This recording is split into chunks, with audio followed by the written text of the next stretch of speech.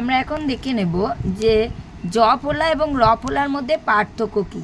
তো আমি এখানে তোমাদের জ ফোলার চিহ্ন দেখিয়ে দিয়েছি দেখো, এবং র ফোলার চিহ্ন দেখিয়ে দিয়েছি। তো এই জ ফোলা র ফোলা এই ব্যঞ্জন বর্ণের সাথে যখন যুক্ত হয় এগুলো, তখন একটা নতুন ধ্বনি তৈরি করে। এদের মধ্যে পার্থক্য কী? এদের মধ্যে পার্থক্য হচ্ছে যখন জ ফোলা যুক্ত বর্ণের উচ্চারণ সাধারণত কীরকম হবে। জ ফোলা যুক্তের উচ্চারণ সাধারণত যেমন ব্যবসা, তাহলে বাই এ উচ্চারিত হয়। কিছু ব্যতিক্রম আছে, সেটা আমরা জেনে নিচ্ছি পরে।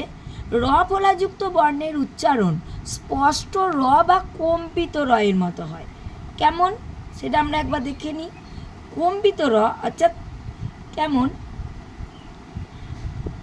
দেখো বাক্য আমরা যখন শব্দে যখন উচ্চারণ করব, সেই উচ্চারণটা কাঁপার মতো লাগবে। কীরকম মনে হবে? দুবার, যেমন ছাত্র, ছাত্র দুবার, গাত্র। এই যে র ফলার উচ্চারণ, তো এখানে আমরা র ফলাগুলো কিন্তু একদম ভিন্ন রকম দেখছি। আমরা কিন্তু তয়ে র ফলা এইভাবে লিখছি না, একদম অন্যভাবে লিখছি এই যুক্ত বর্ণটা। তো আমরা এখানে কি দেখছি যে কোনো বর্ণের সাথে যখন জ ফলা যুক্ত হবে তখন আমরা জ ফলাটাকে কোথায় লিখব? বর্ণের পাশে। আর যখন কোনো বর্ণের সাথে র ফলা যোগ হবে, যেমন গ্রাম, তখন আমরা কি করব? র ফলাটাকে র যোগ হলে আমরা ঠিক বর্ণের নিচে লিখব রটা। তো আমরা কি দেখলাম যে জ ফলার পাশে বসছে, জ ফলাটা বর্ণের পাশে বসছে এবং র ফলাটা সাধারণত বর্ণের নিচেই বসছে। তবে কিছু ব্যতিক্রম আছে, যেরকম এই তয়ে র ফলা একটা পুরো আলাদা যুক্ত বর্ণকে আমরা দেখতে পাচ্ছি, এরকম কিছু ব্যতিক্রম আছে।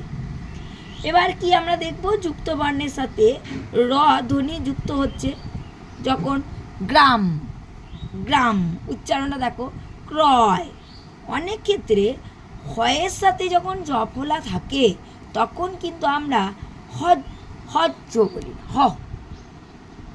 আমরা কি বলি তখন? আমরা বলি সহ্য, দন্তস্ব হয় জপলা, সহ্য বয়াকার হয় জপলা, বাহ্য। তো আমরা ঝ বলি, হয়ে জপলার উচ্চারণটা কি বলছি? ঝ। একদম উচ্চারণটা সম্পূর্ণ কিন্তু আলাদা হয়। শব্দের মধ্যে বা শেষে রফলা থাকলেও ওই বর্ণটি দুবার উচ্চারিত হয়, যেটা আমরা আগেই বললাম। গাত্র, গাত্র, ছাত্র দুবার উচ্চারণ হচ্ছে। তো আমরা দেখতে পাচ্ছি, একদম সংক্ষেপে জেনে নেব যে জ ফলা আর র ফলার মধ্যে পার্থক্য। জ ফলাটা আমরা বর্ণের পাশে বসাবো আর র ফলাটা আমরা বর্ণের নিচে বসাবো। জ ফলা উচ্চারণ সাধারণত এ বা এ হয়, আর র ফলার উচ্চারণ স্পষ্ট র বা কম্পিত উচ্চারিত হয়।